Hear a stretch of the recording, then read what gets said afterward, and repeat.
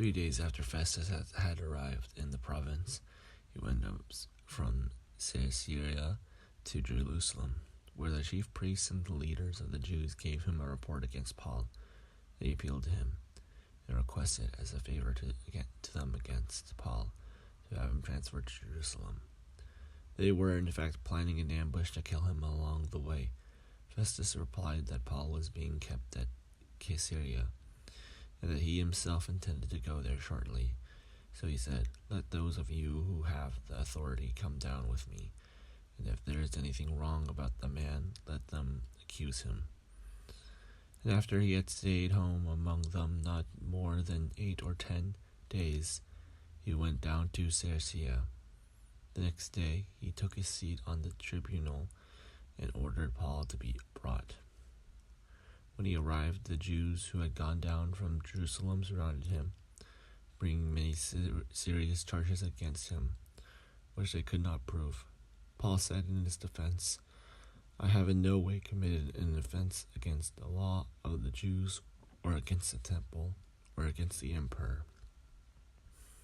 But Festus, wishing to do the Jews a favor, again asked Paul, "Do you wish to go up to Jerusalem and be tried there before me on these charges?"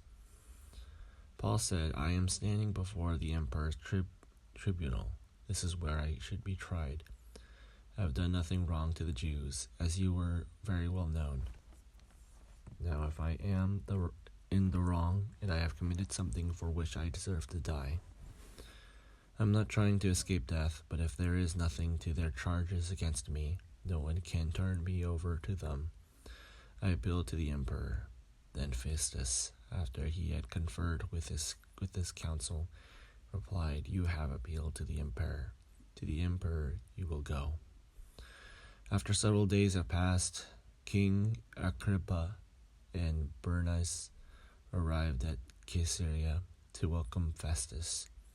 Since they were staying there several days, Festus laid Paul's case before the king, saying, "There is a man here who was left in prison by Felix. When I was in Jerusalem, the chief priests and the elders of the Jews informed me about him and asked for a sentence against him. I told them that it was not the custom of the Romans to hand over anyone before the accused had met the accusers face to face and had been given an opportunity to make a defense against the charge. So when they met here, I lost no time, but on the next day took my seat on the tribunal and ordered the man to be brought. When the accusers stood up, they did not charge him with any of the crimes that I was expecting. Instead, they had certain points of disagreement with him about their own religion and about a certain Jesus who had died, but whom Paul asserted to be alive. Since I was at a loss how to investigate these questions, I asked whether he wished to go to Jerusalem and be tried there on these charges. But when Paul had appealed to be kept in custody for the decision of his imperial majesty, I ordered him to be held until I could send him to the emperor. Agrippa said to Festus, "I would like to hear the man myself." "Tomorrow," he said, "you will hear him." So on the next day, Agrippa and Bernice came with great pomp, and they entered the audience hall with the military tribunes and the prominent men of the city. Then Festus gave the order, and Paul was brought in. And Festus said, "King Agrippa, and all here present with us, you will see this man, about whom the whole Jewish community petitioned me, both in Jerusalem and here, shouting that he ought to not live any longer. But I found that he had done nothing, deserving death, and when he appealed to his imperial majesty, I decided to send him.